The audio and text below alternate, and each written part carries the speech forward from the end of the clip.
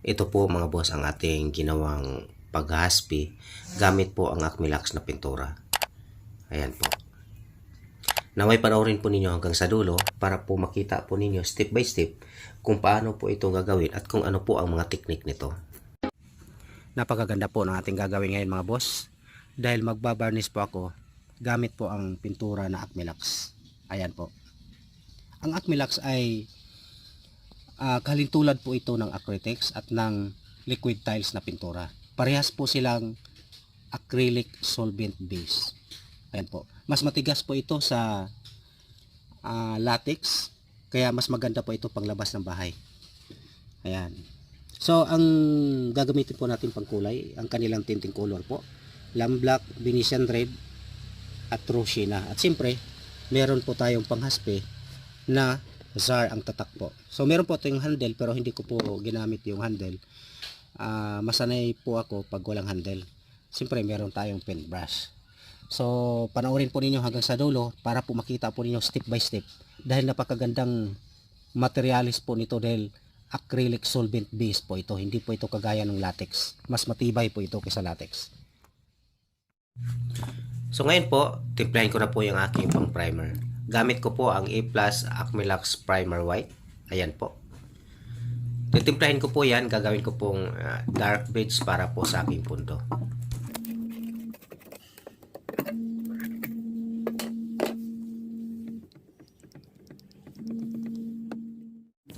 Ihalo ko na po yung ating mga sangkap para po sa ating pundo. Ayan po. Tinting color na Rosina, Venetian Red at Lamb Black.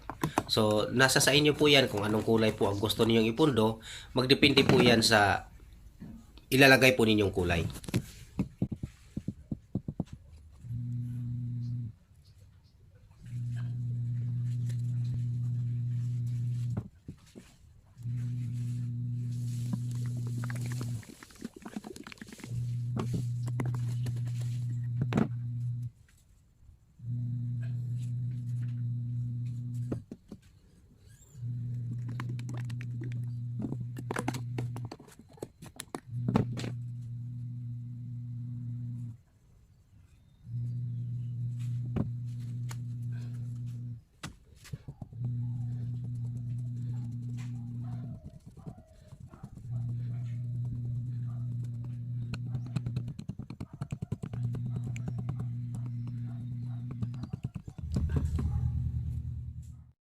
Ngayon po na natimpla na po natin yung ating pangkulay, lalagyan na po natin ng Acmilax Reducer. Dahil ang Acmilax po kasi ay napakalapot po niya, kaya kailangan po talagang lagyan siya ng reducer para po mapapilis yung ating pagtrabaho. Sa pag-apply po ng ating pundo, pwede po natin gamitan ng ruler at o kaya brush. Mas mainam kung spray po. So, sa ngayon, ang gagamitin ko po ay roller at brush.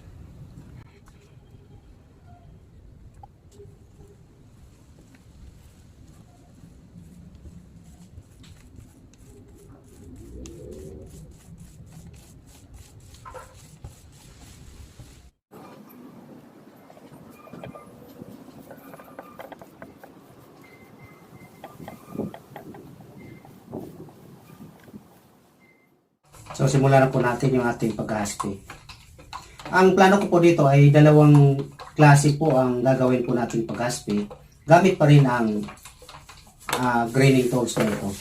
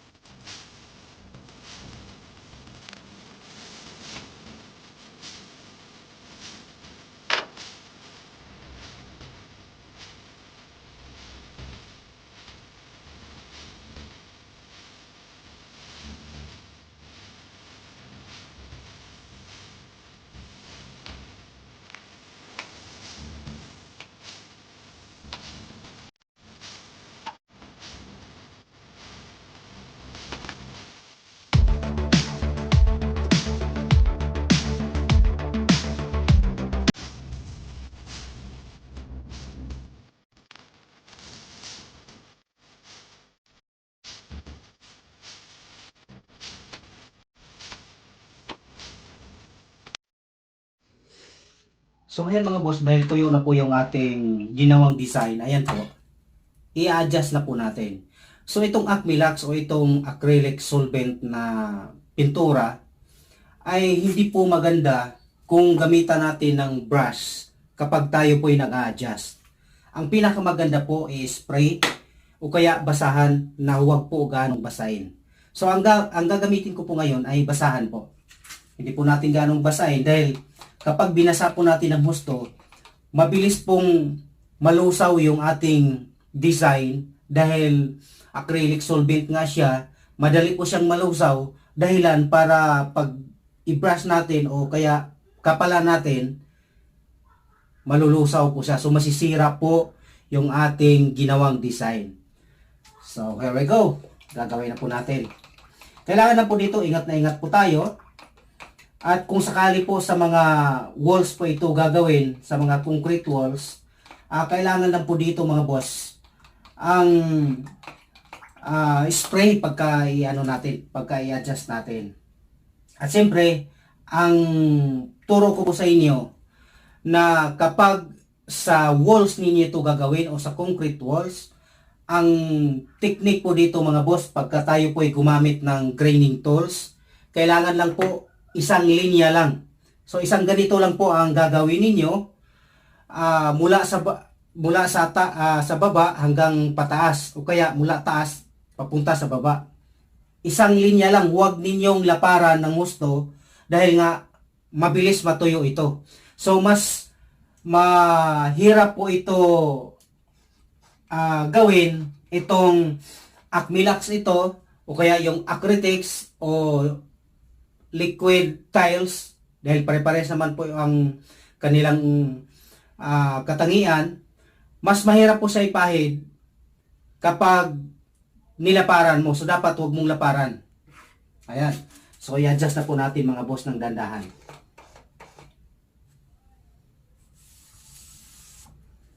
Hindi po natin basahin ang husto dahil kapag binasa po natin ang husto, ayon pa sa sinabi ko mga boss, nalulusaw po ito.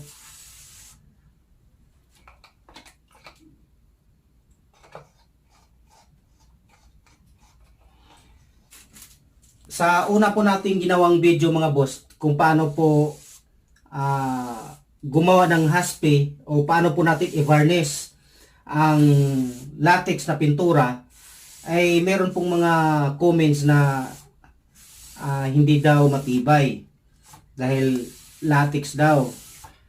Tapos acrycolor ang ginamit. So dito, naway maintindihan po ninyo na sa pagpipintura ay depende po yan sa budget ng ating trabaho. Meron po kasing low budget lang at siyempre ipapaliwanag po natin sa kanila na kapag ganun ang budget, siyempre paano tayo makakabili ng medyo magandang pintura kagaya po nito. Dahil sa totoo lang, ang acrylic solvent, itong Acrylax na ito, na kalinya po ng Acrytex at liquid tiles, ay mas matigas po ito ng dihamak kung ikumpara po natin sa latex paint. So mas matibay po ito kung ikumpara po natin sa latex paint. Katunayan nga niyan, kapag natuyo pa ito, hindi niyo po basta-bastang magasgas gamit po ang inyong kuko pag kinaskas po ninyo yung dingding o walls sa inyong kuko pagka acrylic solvent po ang gamit. So magkaiba po siya sa latex. Dahil ang latex, kapag ibaon mo ng gusto yung daliri mo at ipilit mo talagang gasgasin ang walls, nagagasgas po siya sa pamagitan po nating mga kuko. Yan po ang katotohanan. Pero itong acrylic solvent ay hindi po basta-basta mga boss. Ayan.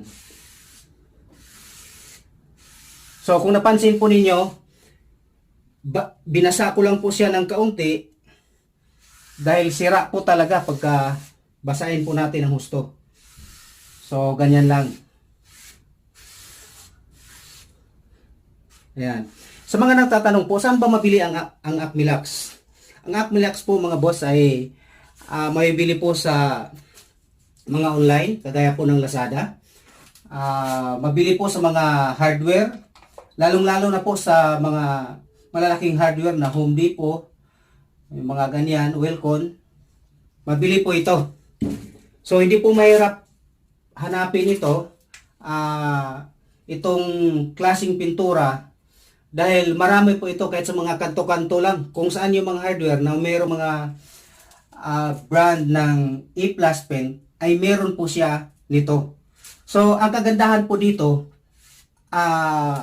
maganda yung kanyang quality, na kalintulad din po ng mga leading brand na kung saan medyo may kataasan nga lang ang presyo. Pero dito po sa product na ito ay parehas lang yung quality, dahil parehas lang po yung mga pinaghahalo na chemicals dito sa ibang brand, pero hindi po parehas ang presyo. Ayan, kung hindi pa po ninyo alam, bigyan ko kayo ng kaunting clue, trivia, na kung saan ang ibang brand ay naka-trademark po yan mula pa po sa ibang bansa yung original. Pero itong A+ ay gawang Pinoy po ito. So hindi po ito kagaya ng ibang brand na kailangan pa nilang kumuha ng trademark galing po sa ibang bansa, dahil sila ang naka-invento nito. Naka-invento ng mga ganong pintura. Pero dito hindi. Sa product na ito mga boss, mismong pinag-isipan ng ilang mga taon na ang nakalipas, na kung saan ginawa nila ang ganitong klaseng produkto na hindi po nakasalalay sa mga taga-ibang bansa. So bakit hindi natin suportahan yung ika nga gawang Pinoy, di ba? So ayan mga boss, mamaya-maya ng kaunti, dahil ang acrylic solvent po kasi ay mabilis matuyo. So ngayon po, titimplahin na po natin yung ating pang top coat. At siyempre, kagaya rin po ito ng acrylics at liquid tile na meron silang clear. Ang Acmilax po, meron din po silang clear. At parehas lang din po ang timplada po nito. Ayan po. At siyempre, hahaluan po natin ng Acmilax reducer. Ayan po.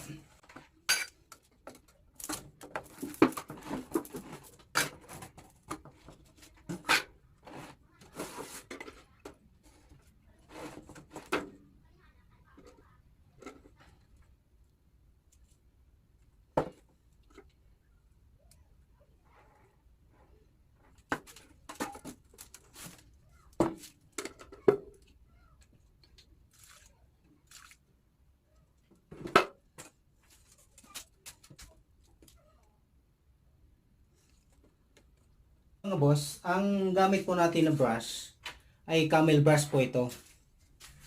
Ayan po. Product po ito ng RC. So, kapag bumili po kayo ng Camel brush, dapat po RC Camel brush po. Mabibili po sa Lazada at sa mga hardware po sa parting Quiapo. So, simulan na po natin. Alam niyo po, itong Acmilax, kailangan po dito na hindi po natin biglain. Hindi po natin biglain pagkapal, dahil pag binigla po natin, maaring mapanot po siya. Kapag ganitong klase ang gamit niyo, na brush ang gamit. Ayan. So much better po kapag gumawa po kayo ng ganito at gamit po ninyo yung acrylic solvent, itong Acmilax na ito, ay kailangan lang po dito ang spray, kung sakali man meron kayong spray, lalo na sa mga pangmalapara na po, kagaya po ng concrete walls. Ayan.